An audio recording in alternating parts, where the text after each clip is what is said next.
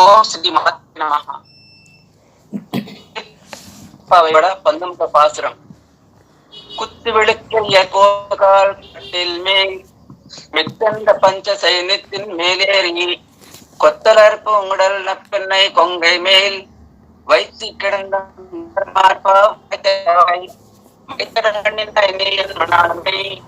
எத்தனை போலும் எத்தனை ஏலும் பிரிவாய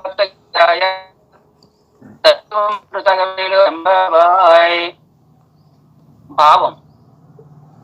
గుత్తితీప కాంతులు నలుదిశల వెలుగులు ప్రసరించుచుండగా ఏనుగు దంతములచే చేయబడిన కోట్లు గల మంచము మీద అందము, చలువ, మార్ధవము, పరిమళము, తెలుపులనే 5 గుణములు కలిగిన హంసచూడిగా దర్శముపై పౌర్ణించియుండు వికసించిన పువ్వులచే అలంకరించబడిన శిరోజములు కలిగిన నీలాదేవిని వక్షస్థలంపై వేసుకుని పవళించుతున్న ఓ స్వామి, నోరు తెరిచి ఒక్క మాటైనను మాట్లాడకూడదా? లేక కాటుకు చే అలంకరింపబడిన విశాలమైన నేత్రములు కల ఓ నీలాదేవి, జగస్వామి అయిన శ్రీకృష్ణుని కాలమైనను పడక విడిచి బయటకు వచ్చుటకు అనుమతింపుకున్నావు.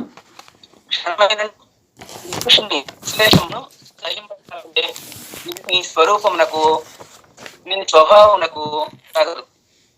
నీ వలే మేము కూడా అతనికి అనన్యార్హ శేషభూతులమే కదా. కాన కరుణించి కొంచెం అవకాశం తల్లి. అట్టి అవకాశం ఉండే విచితమని మేము చేసే ఈ అద్వితీయమైన ధనుర్మాస వ్రతము భగవత్ కైంకర్య రూప మంగళప్రదముగా సాంగోపాంగముగా సమర్పించడం ఏమాత్రము సంశయం లేదు అని ఆండాళ్ళ గారు నీలా శ్రీకృష్ణులను వేడుకుంటున్నారు. స్వస్తి.